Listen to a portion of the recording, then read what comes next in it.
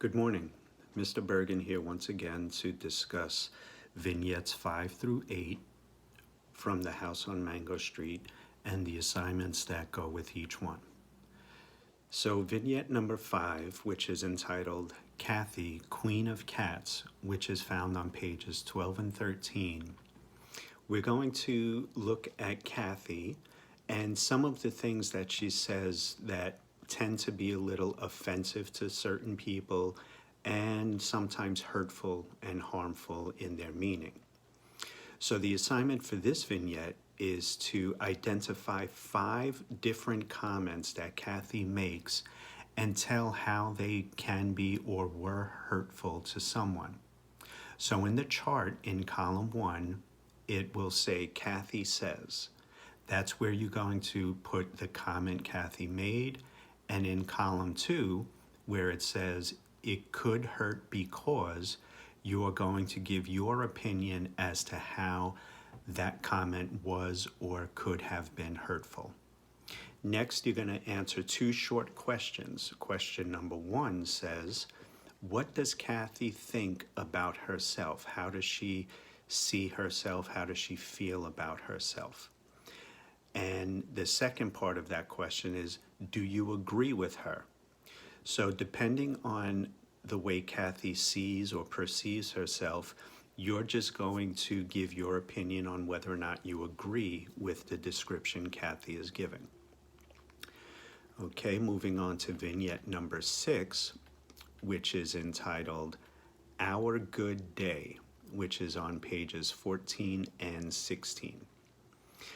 This one here starts to out as somewhat of a funny story. However, it can be a little confusing. So the first part of this assignment, you're just going to take 2, maybe 3 sentences and write what you think that particular story is about. Now, at this stage of the book, we're starting to get a good feel of who Esperanza is.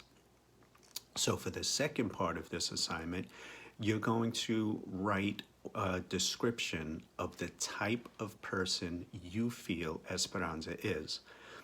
Based on that description, you're going to write, would she be a friend of yours? Do you think you and Esperanza would be friends?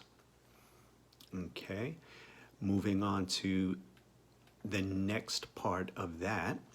Okay, that was part 1. Part 2 is looking back at Kathy, Queen of Cats, and Our Good Day. Here you're going to fill out a chart comparing and contrasting both Kathy and Esperanza based on certain topics.